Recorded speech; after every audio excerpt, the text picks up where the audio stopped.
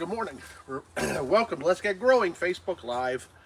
We're back, finally. Been off for a few weeks, but here we are again. A beautiful day in the fall.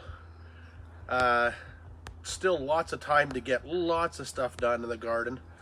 The forecast for the next couple of weeks is good, so there's going to be lots and lots to do. Today, as we mentioned on the radio yesterday, we had a good question about a peony that was moved in the fall. September is the month to move peonies. And we've got this clump here that, as you can see, is getting a little overtaken by the garden around it. Got a lot of bamboos in this garden and things, and they're starting to encroach on this peony. So we're going to move it out. We've just cleared out a bed that was sort of getting overrun by summer phlox. So we've got a great planting spot for this peony. We're in September. September is the month to move peonies. It's the best time to do it. So we're going to go ahead and move this clump of peony and then replant it in its new spot. So you can see that we're in here. There's a good sized clump here, a couple of smaller pieces off to the side. So we're going to see how it comes out. I use a digging fork because with a digging fork you run less risk of cutting through roots and slicing roots off than if you were to use a shovel or a spade. I apologize for our light soil. It's always very easy to dig, and even this clump of peony that's been in the ground for a number of years is going to come up fairly easily without a whole lot of work. But I still want to get as much root as I can from this guy. There's his name tag. This is a peony called Fiona. It's a nice peony. It's not outstanding, but it's a nice variety, so I don't want to lose it. The one thing that I really like about this peony is that when the new stems emerge in the spring, they are basically a black red, and they're extremely striking when you see them first lifted in, or first coming up in the spring. All right, so that clump has come out. You can see it came up quite easily. Lucky for me, there's a few bamboo roots in there. We'll peel those out. Yeah, you don't want to transplant that. We don't want to transplant the bamboo to the bed where we're going to. So you can see there's a bamboo root there. There's another bamboo root there. Bamboos are great where you want them. They can be a little bit less fantastic where you don't want them. Oh, another piece here. All right, I'm going to come out of the bed here now. And I think, Laura, I'm going to move these crates over. Then we're going to look at the clump of peonies. So here we go. And this is usually how an old clump of peonies is going to come out. May not all come out in one clump. This one you can see there's pieces that have broken off already. But these are still super nice, good size clumps. And I'll show you why in a second. So looking at the main clump here, it's going to come apart in pieces fairly easily. Usually, even if it's a tough one to get started, once you get sort of that first cut in there, you can clean up pieces quite easily. And from this one clump of peony, we're going to get, well, you know what, maybe I'll leave the, no, I'll take this one apart too. From this one clump of peony, we're going to get quite a few plants. Much more than I need to put back in the space where I'm putting it. So we'll shake apart. You can see that peony roots are pretty sparsely rooted, but you get lots of these big fat guys. But look at how nicely they came out of the ground with the digging fork. I didn't really break any roots or slice any of the big roots off at all. That's great because there's a lot of food stored in these roots, so the peonies are going to be quite happy. So I think I'm going to leave, well, there's a few snowdrop bulbs, I think. Will find their way back into the hole over there in a minute. I'm going to leave a good sized clump of this peony together. But what I want you to look at, I'll show you on a smaller piece. I'm going to bring it a little bit closer. At this time of the year, and why this is a great time to do peonies, I'll show you on this small piece. If you look at this small root here, I'm going to rinse it off, just to make it obvious. At this time of the year, you can see that we have these buds here, and these buds are next year's leaves and flower shoots. So even on this small division, we've got 1, 2, 3, maybe even 4 buds there. So that could potentially have at least... And a big worm. And a big worm, yeah. Look at him right through the middle of that. Isn't that amazing? Right through the middle of the root there. And he's not moving too fast, so he's not one of those jumping worms, thank goodness. Just an old garden variety earthworm. I'm going to leave him in there because he's right in that root. But this is next year's growth. And you can see that right now they're putting out new roots. So this is why September's the time to do a peony. They've got next year's buds there. They're putting on a whole new crop of roots, ready for a big burst of growth in the spring. So we'll come back to all these pieces because all of these have lots of shoots on them. Like even this one, for example. Well, here's this one here, another small piece. Again, that's going to be 1, 2, 3 eyes. That's a good quality size piece of peony to replant. So a couple of yucky roots there, but we'll clean those up and set them up for replanting. I want to keep the clump a fairly good size, so I'm going to keep this piece all together. Now this piece right off, without even looking very hard, has 1, 2, 3, 4, 5, 6, 7, 8, 9, about 10, at least 10 shoots. So that's going to be a good sized clump of peony right away. Should bloom for us next year, but maybe not. So we're going to take this clump, we're going to relocate it to our new section of the garden that we've just cleaned up. So there might be a little bit of camera jiggling, but just bear with me. I'm going to turn it around and we'll walk over to the new part of the garden here. Let me see if I can sneak ahead of you, Laura, when I get around these containers. Why don't you take a little whiff of the containers there, Laura, and just because they're looking really good at this time of the year.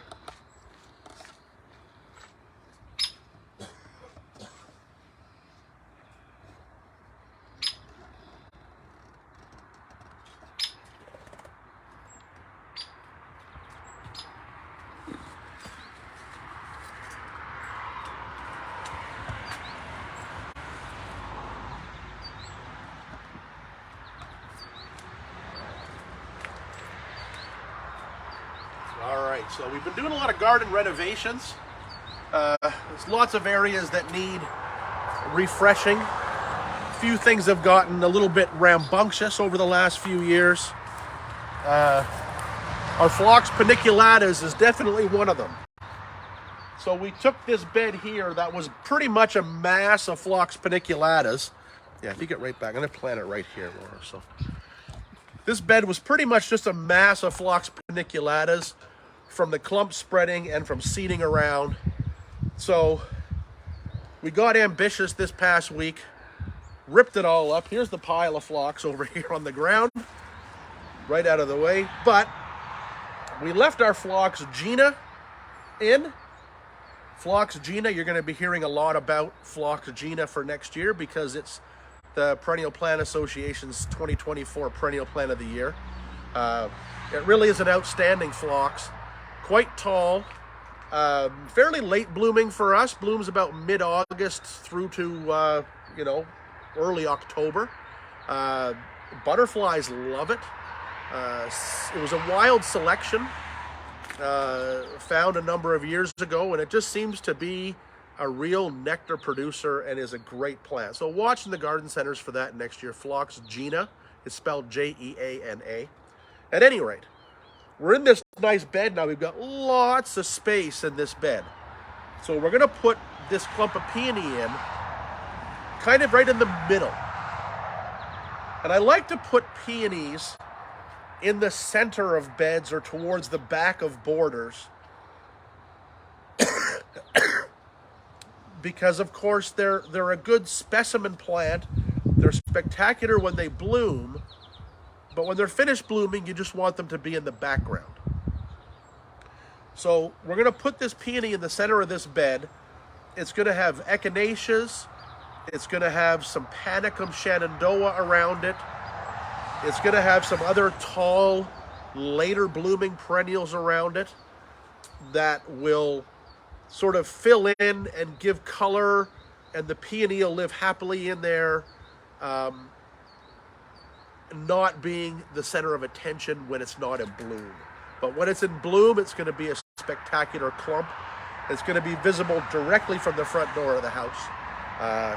So we'll put something early around it that's going to complement the black stems of this when it comes up. I don't know what that's going to be yet, but we'll figure it out. But we're going to plant this right in the middle of the border here. So you can see we don't need to dig a massive hole. We don't have a ton of root here depth-wise. So we don't need to dig a massive hole. We're going to go right into the middle here. Now this bed is quite sandy, as all our soil is. Very fast draining.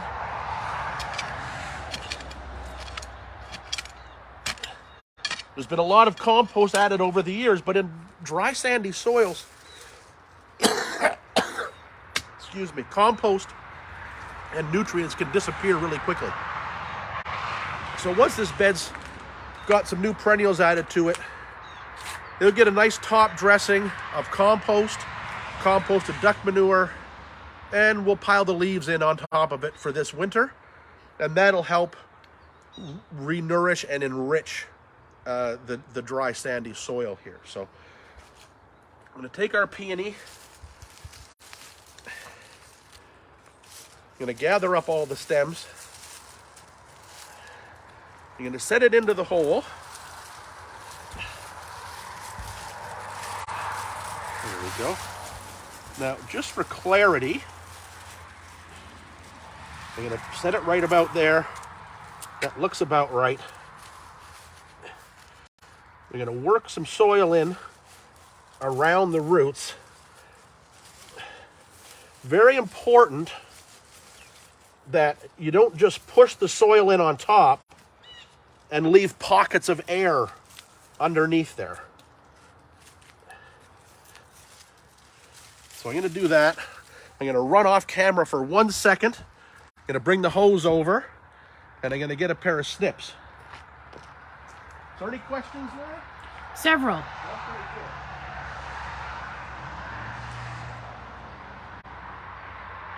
So in terms of can you get snowdrop bulbs yet,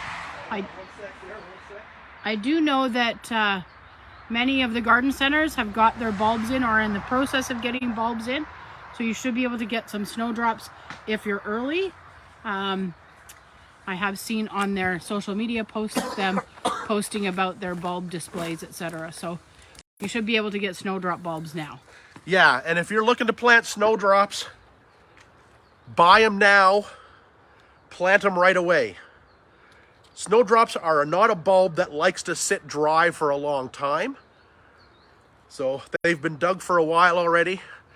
Climate controlled after being dug, but once they hit the garden centers, they're not. So they can start to dry out. And if you wait until bulbs go on sale at the end of October, you're not going to have good quality snowdrops. So get to your garden centers now, buy them, plant them right away. Other bulbs, tulips, you got 2 months still to plant them. Daffodils, you got another month. Hyacinths, you got 2 months. But things like snowdrops, you need to get them in right away. So, we've worked some soil in underneath our clump. And then now I'm just going to wash the soil in a little bit.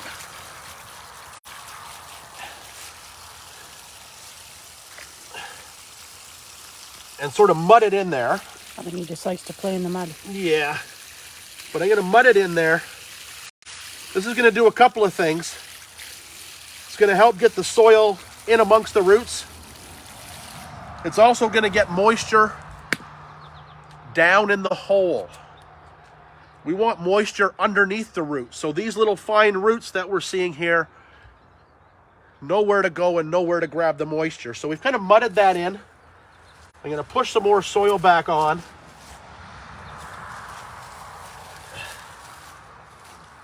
I'm going to work it in.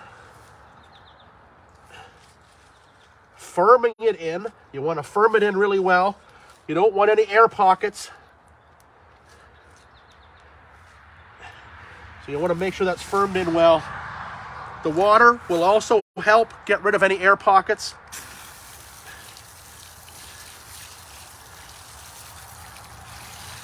Do you have to make sure those buds are buried?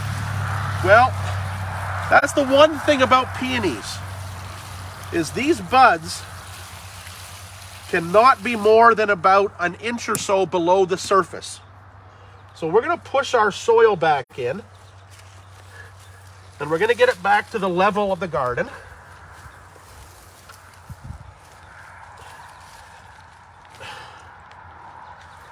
Some of the buds are right at the surface, and that's okay, because remember, when we finish planting, we're going to be putting a couple of inches of compost on here. So what you don't want to do is you don't want to bury those buds too deeply. That's the biggest no-no when you're doing a peony. Okay? Put a little water trough there. You can put a bit more moisture in. So yeah, the buds are right here, but remember, we're going to add that much more compost on top. So the buds will be just at the surface or just below. You do that, and your peonies will bloom a lot quicker. If you bury those buds too deeply, it could take your peony 3 or 4 years to get the buds to the right level. That is the most important thing about transplanting peonies. Now, the question we had on the radio was that their peony was replanted and all the foliage was limp and wilty and looking terrible. But you know what? Like, look at the foliage here. This foliage is basically done. If you're buying peony roots, bare root, in the fall from a peony grower, you're not going to get any foliage. So there's no reason for your peony to have foliage now. So get rid of it. Leave a bit of stem there so you know where it is. And there we go. That's our peony dug, divided, transplanted at the right height. Well watered. We're going to water it again just to settle more soil in. And then remember, we're going to put a couple of inches of soil on top of this. So the buds that might be showing here will be slightly buried, but no more than about an inch or two. Have any more questions? Yes, several. Okay. Bonnie would like to know if fernleaf peonies are treated the same way as peonies when they're being transplanted. Exactly. The only peony that you do differently is a tree peony. And tree peonies are interesting because they're a shrub and they're usually grafted. You actually plant your tree peony deeper than when you buy it. But with your herbaceous peonies, your bush peonies, they all get planted just like this. Bruce would like to know if Dusty Miller Centaurea Colchester White would survive the winter in the ground, or should he take cuttings? Take cuttings, root them, leave the plant in the ground. Mulch it well. I don't know. I've never tried it. Normally, if you see it in literature, it's usually considered about a zone 7 perennial. A lot of the dusty millers are very close to being hardy. So you know what? I would take some cuttings for safety, root them up, make sure they're rooted, and then give the plant a good covering of leaves for the winter and see what happens. Just might come through. You never know. Sophie would like to know, what is the best way to store colocasias and alocasias for the winter? Well, you get a couple of different options with the colocasias and alocasias. I tend to keep mine growing. I keep them damp and at household temperatures. The biggest thing is temperature with the colocasias and the alocasias. If you get low temperatures, that forces them into dormancy, and then you want to more or less keep them on the dry side so the tubers don't rot. Okay, so you can treat them like a dahlia or a canna lily. You can cut all the foliage off, dry them out, and just save the tubers in most cases. But I'm a little bit of a chicken that way. I tend to like to keep them growing a little bit and just keep them in a warmer spot. So you had the two options. Laura was saying that Phlox Gina is very good in that it has no mildew. You know what? You have a look at that plant. There is not, I don't think, a speck of mildew on that plant. And you know, if you've got old phlox varieties in the garden that continually get mildew, people always ask about, you know, methods to get rid of and blah, blah, blah. My best method to get rid of is look for a comparable variety that's new and that is mildew resistant. Any new phlox now that is being introduced, whether it's the shorter, earlier blooming types or the big, tall, later blooming types, if they're not mildew resistant from the start, don't even plant them. Phlox David, I can show you our patch of Phlox David, not a speck on it. One of the best phlox ever introduced. Phlox Gina, coming right along there too. Again, no mildew on those leaves. Another one that I love is right behind Laura. She can turn there quickly. This is Phlox Miss Jill. It's a white with a bit of a pinky purple eye. And again, if you look down the plant, there is no mildew on that thing. It has been a wonderful plant for a very long time in the garden. Maybe not always the easiest one to find, but David certainly is out there. I don't have a pink right off the top of my head to recommend, but if you look around, the descriptions and the breeders will stress mildew resistance because that's what they're working on with phlox, is breeding in the resistance to that powdery mildew. So if you've got old varieties, chuck them, get new ones. Bruce would like to know if he can keep his Kufia hummingbird lunch in the garage over the winter in its pot. It depends how cold the garage gets. Kufias are nearly tropical, probably zone 9, maybe zone 10. They might take a hint of cold occasionally, but freezing temperatures will kill them. The Kufias will root quite easily. You can root a bunch of cuttings and then try the plant. If your garage does not freeze, if it stays above 0, then likely the Kufia would be fine, but I think it would have to stay above freezing. Paula would like to know if it's worth trying to grow peonies from the seed she's collected. Absolutely. You can have a lot of fun growing peonies from seed. If they're from a hybrid, like Fiona here, you're not going to get exactly what you started with. If they're from a species, likely they would. One thing you need to know about peonies from seed, when you start the seed, you keep them warm for 3 months. During that 3 months, you will see nothing happening on the surface. But what's happening underground is a root is growing. So the first 3 months of warm, moist, like you're sowing any kind of seed, is a time where the seed is active underground only. It grows a root, and then it needs 3 months of chilling. So then you got to take your seed pot, put it in the fridge for 3 months at about like, 2 to 4 degrees in that range. After a 3-month chilling, when you bring it back to warm temperatures, your first leaf will come out. So it's time consuming, but it can be quite rewarding because you never know what you're going to get, with peony seed. But if you're getting peony species, and things like the Ontario Rock Garden Society seed list will be coming out at Christmas time. North American Rock Garden Society seed list comes out about then as well. And there's always species peonies that you just cannot get anywhere else available from seed. So it's worth a try. Give it a go. Have fun. It takes about 3 years or so to get a plant to bloom once it's gone through that germination period, but it can be fun even though it takes a while. And Paula, the bamboo made her think of your arch. She wondered how it's coming along. Arch is growing really, really well. It put on, about maybe averaging about 2 or 2.5 feet of growth on all the uprights. So I'm hoping that next spring we might be able to tie it together at the top and continue making the arch itself. All the sides, all the canes, we put in 72 canes, wove them all together, and only one cane died. So I'm very happy about that. They've had lots of growth on them.